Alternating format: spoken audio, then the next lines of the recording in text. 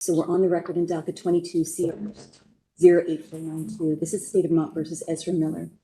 We have Deputy State's Attorney Burke here for the Bennington State's Attorney's Office. Ms. Shellcroft. Good morning, Your Honor. Yes, you are. Thank you. Very good. Good morning. Mr. Miller is here. Good morning. So this is anticipated for a change of plea agreement. And so a number of documents here that I just want to review with the parties. The first, Ms. Shellcroft, is there's amended criminal information adding a count 3 here of a misdemeanor unlawful trespass.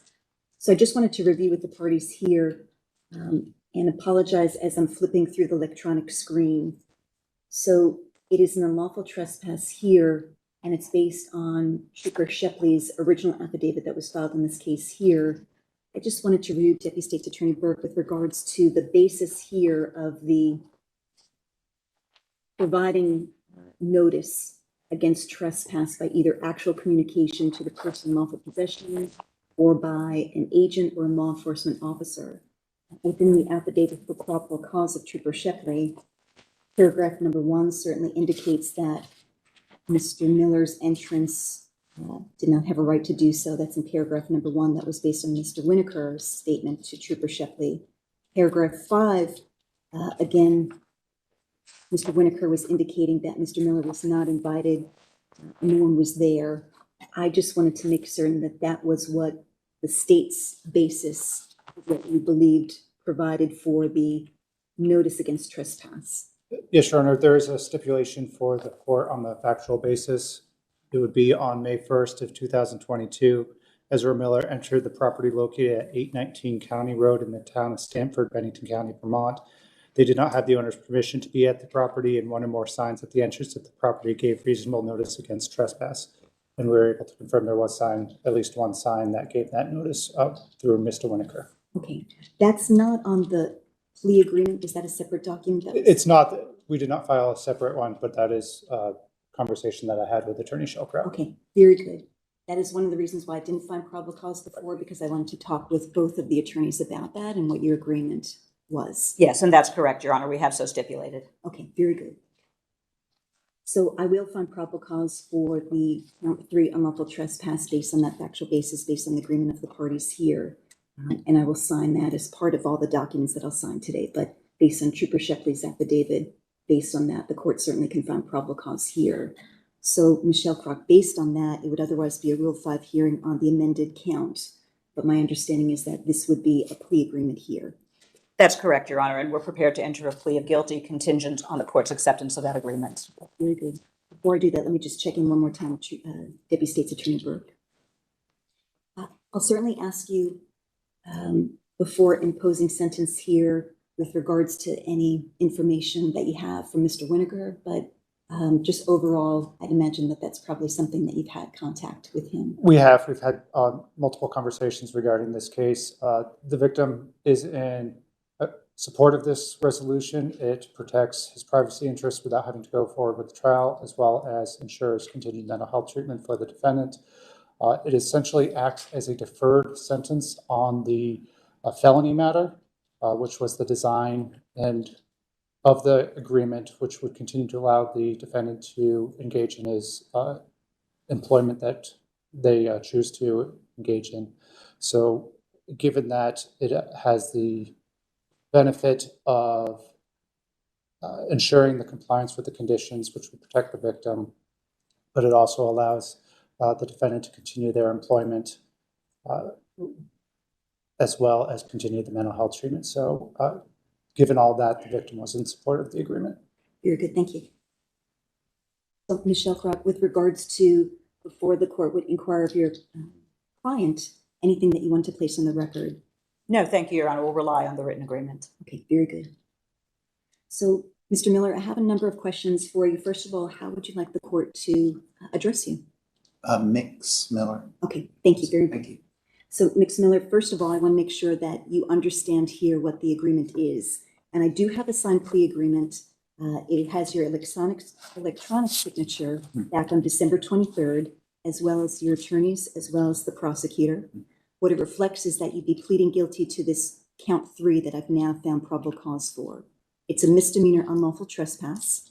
What it also reflects is this, that the count 1 and count 2 would be dismissed, but there are some contingencies with that.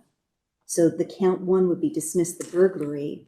However, it's dismissed without prejudice, which means this, and it's actually reflected in the plea agreement, that this is reflecting you'd be on probation, administrative probation for 1 year for the unlawful trespass that you'd be pleading guilty to. If you complete that probation successfully and the probation is closed and discharged, count 1 would remain dismissed.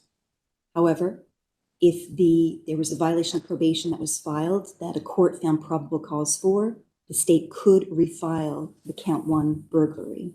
So when Deputy State Attorney Burke was talking about a deferred sentence, kind of acts like that, meaning that it's deferred for you to perform conditions here, meaning to be successful with the probation.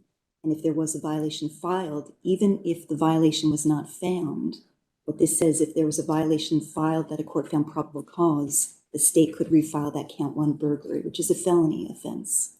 So the other provisions here is that the probation, it would be a $500 fine of what you would be, what the court would impose on this unlawful trespass, as well as an administrative probation of 89 to 90 days, which means that it's suspended with probation. And so long as you're on probation for the 1 year and complete the conditions successfully, the case is closed. However, again, if a violation was filed and if a court found that you violated your probation, potentially one of the consequences that a court can do is impose the sentence, which would be 89 to 90 days to serve.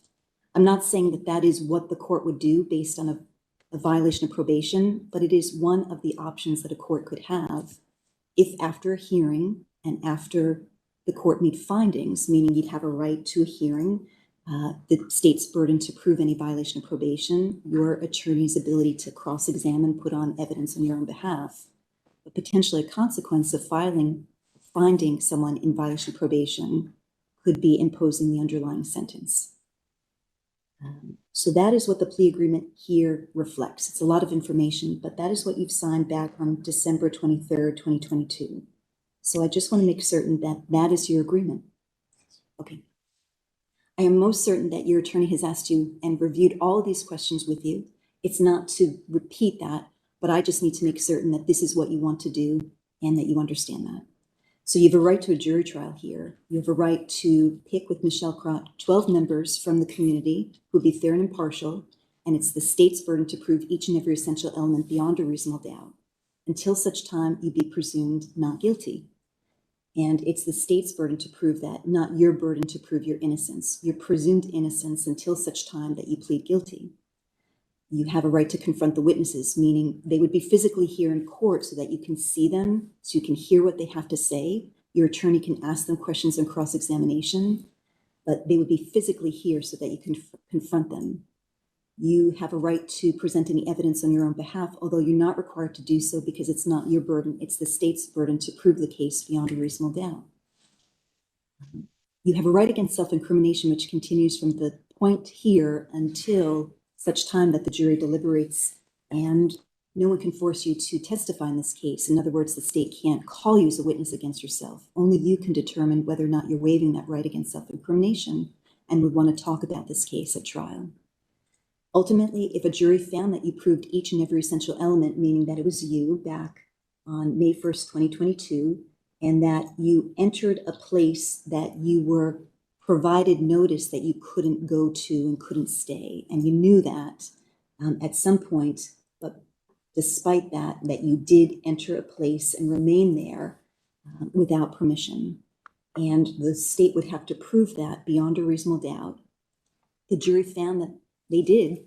You'd still have a right to appeal the decision to the Vermont Supreme Court, meaning to determine if there were any errors made during the trial, to make certain that there was sufficient evidence to support that finding of guilt by the jury. So those are all the rights that you have for every single count here, but they are the rights that you're waiving by entering into a plea of guilty in this case. So I just want to make sure that you understand the rights that you have and what you're waiving. Okay.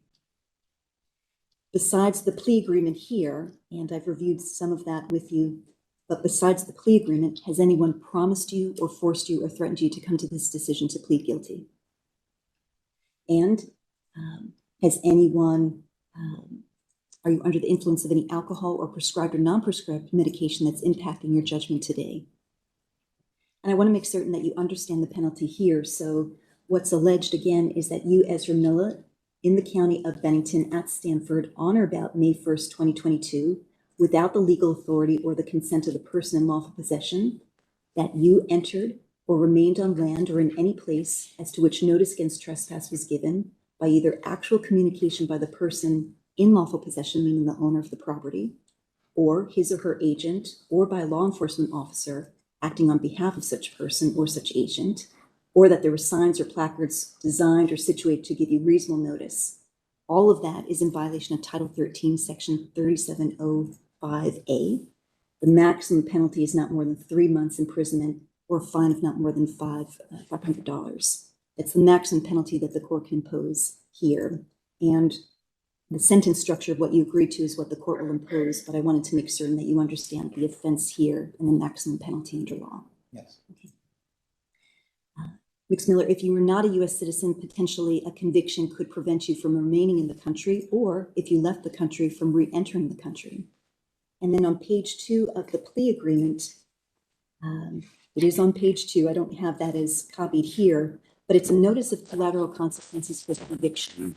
It's a document that you received at the time of your arraignment, but I want to make certain that you've had a chance to review that with your attorney. Yes. Do you have any questions about that for the court? Do you have any questions about anything that I've asked you so far? Very good. So, Neil, okay. I'm soft-spoken, but just to make sure that we're picking up the record, you just need to speak up a little bit. Sure. More. Thank you. So, Ms. Miller, what is alleged here again is that you, in the county of Bennington, Stamford, on or about May 1st, 2022, without legal authority or the consent of the person in lawful possession, that you entered or remained on land or in any place as to which notice against trespass was given, again by actual communication by the person in lawful possession, or his or her agent, or by a law enforcement officer acting on behalf of such person or such agent, or that signs or placards were so designed and situated to give you reasonable notice. And again, Deputy State's Attorney Burke, I'll ask if you can provide that factual basis. Yes, Your Honor. On May 1st of 2022, Ezra Miller entered the property located at 819 County Road in the town of Stamford, Bennington County, Vermont. They did not have the owner's permission to be at the property, and one or more signs at the entrance to the property gave reasonable notice against trespassing. Thank you. So, Ms. Miller, I want to make sure that you've heard those facts that the prosecutor has outlined here. Yes, sir. Okay. Do you agree to those facts? I do.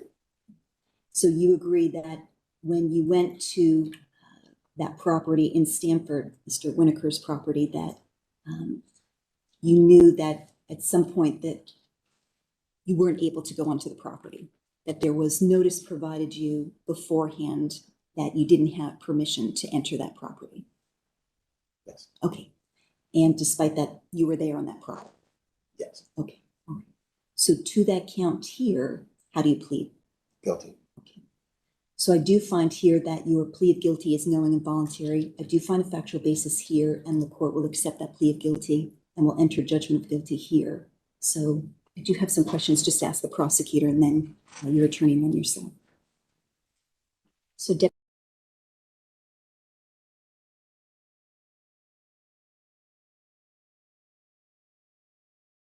on the record already.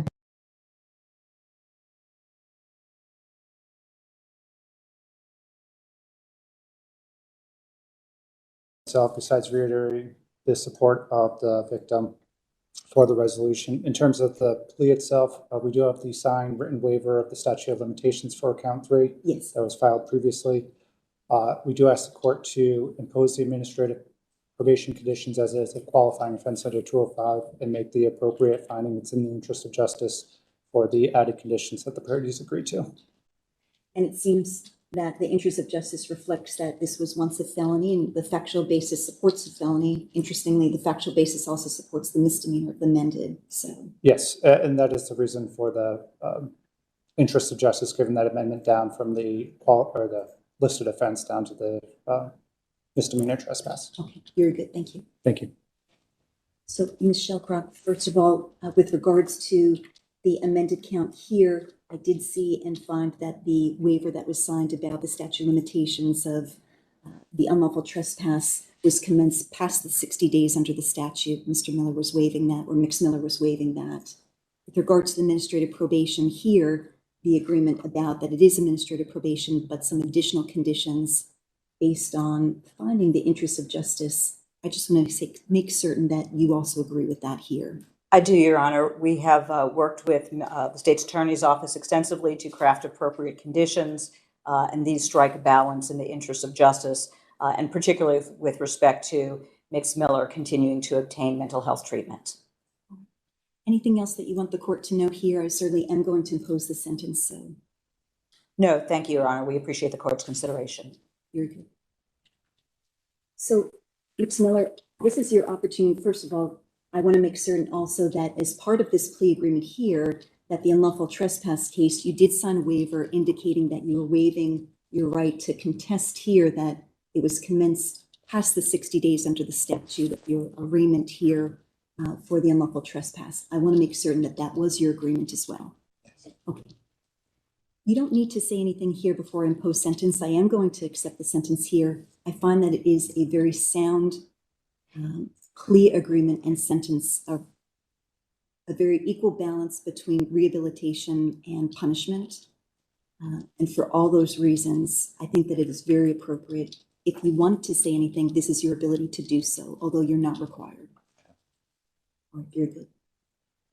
So I do find here that it is a very good balance with regards to where it started as the felony case to the misdemeanor case. That also supports the reason for its administrative probation, because it's a qualifying offense, this unlawful trespass misdemeanor. But the court, if it finds in the interest of justice, can add to the conditions of probation. Right now, the administrative probations are pretty limited, A, B, C, and D, which I'll go through. There are additional conditions here. I do find that they strike the balance of both your rehabilitation and continue to make sure that you're not engaged in any criminal activity and a healthy citizen, but also a punishment factor here. So I do find that it's an appropriate sentence, and it is in the interest of justice, especially based on this was a felony count now to the misdemeanor. And all the conditions really are about mental health, substance-free living, and also no contact with Mr. Winokur. So that seems to be appropriate here. So the court will impose the sentence. With regards to the probation conditions, I just want to review those with you, Mix Miller. So the conditions of probation here reflect the standard administrative probation conditions. One, that you need to register with the Department of Corrections in your district, which you'll need to do at some point today before the end of the day. B, that you notify your probation officer of your current address each month. C, that you notify probation within 72 hours if probable cause is found for a new criminal offense during the term of probation.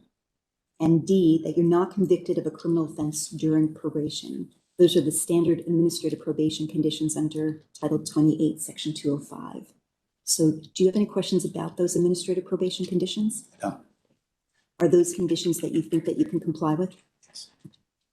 The special conditions, again, I'm sure that you've reviewed that already, but I just want to make sure that you're in agreement to those.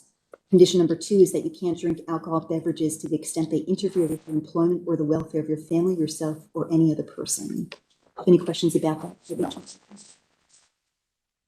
Going hand in hand with that condition is 6, that you have to submit to breath alcohol testing upon the request of your probation officer. Do you have any questions about that condition? No. Special condition 14 is that you have to sign releases so that probation is able to check in with your providers, which really reflects the special condition of continuing with your mental health treatment. It's special condition number 36, that you need to continue with your mental health treatment of your current provider and not discontinue your treatment against the advice of your provider. Condition number 14 allows probation to really confirm that you're still engaged with mental health treatment. Do you have any questions about those 2 conditions? I don't. Condition number 22 is that you can't harass or abuse Aiden Early or Isaac Winokur, and it tells you what the definition of abuse or harass is. Do you have any questions about that condition? I don't. Condition number 20 is that you can't have any contact with those two individuals except as allowed by your probation officer in writing. So it's a no contact, and probation would let you know if at all that changes, and it would be in writing. So I'm going to make sure that you understand that condition. Yes. Condition number 33 is that if your probation is transferred to another state, that you're going to abide by the rules of that state for the transfer. So any questions about that condition? No. Condition number 34 is that you agree to waive extradition to the state of Vermont or the United States from any place that you may be if you leave the state of Vermont. So I want to make sure that you understand that condition. Yes. Condition 37 is that you won't enter or remain on the lands or premises 819 County Road in Stamford, Vermont, Mr. Winokur's property. Do you have any questions about that condition? I don't. Condition 38 is that your probation can't be discharged early, so it is reflecting the 1-year term of probation. The statute would otherwise allow for potentially midway for probation to be considered discharged, but this would not be. It would be the 1-year probation from today's date. So do you have any questions about that condition? I don't. Condition number 40 is that you'll comply with the Interstate Compact for Adult Offender Supervision. Any questions about that condition? No. 41 is that you'll provide your probation officer the location of your job and employment, and if that changes, to let probation know within 72 hours of that change. So any questions about condition number 41? No. And those are the conditions. So are those conditions that you believe that you can comply with? Yes. Okay. Any questions for the court about that? No. So, Miller, the court will impose the sentence here. I do find it knowing voluntary again, accepted your plea of guilty. We will impose the fine here, $500, and the sentence of 89 to 90 days. It is 89 to 90 days, which is all suspended with probation. The term of probation will be 1 year. As part of the plea agreement here, the state court is dismissing without prejudice the counts 1 and counts 2 of this docket, the burglary and the petty larceny. But again, the burglary is subject to no violations of probation, probable cause being found during the time of probation. So I'm going to sign all the documents here. You'll need to check in probation before the end of the day. And I would recommend before 3 o'clock because they would otherwise not be accepting intakes past 3 o'clock. So just make sure that you're doing that before. I will sign the documents here, Michelle Krug, excuse me. And Ms. Miller, good luck to you. Thank you, Your Honor. Very good, thank you.